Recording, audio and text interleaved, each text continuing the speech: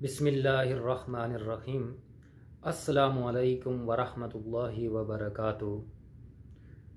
उम्मीद है कि मेरे तमाम सुनने वाले सामीन सब खैर खैरियत आफ़ियत के साथ होंगे।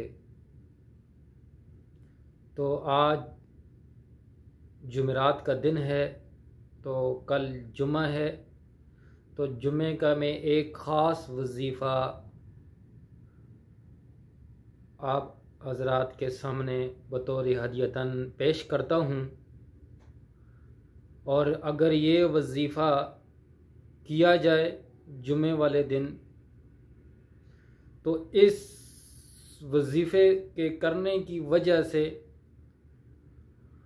बहुत सारे मामलात आपके हल हो जाएंगे और जो भी मुश्किल है वो ख़त्म हो जाएगी।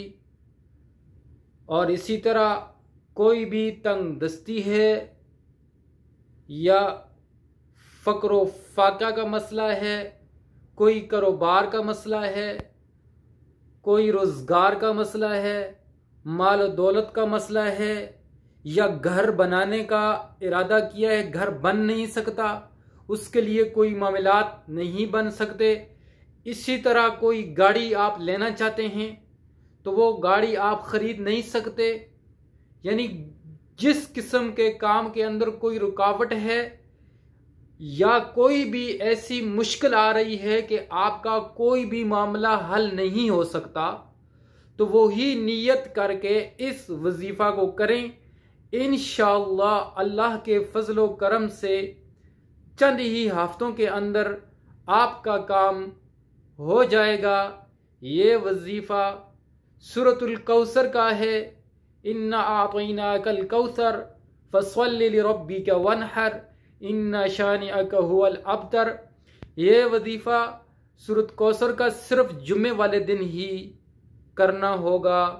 और इसका तरीक़ाकार ये है कि जब आप जुम्मे की नमाज पढ़ लें, दो फ़र्ज़ अदा हो जाएं, तो अपनी जगह से उठना नहीं है, वहीं पर बैठ जाएं।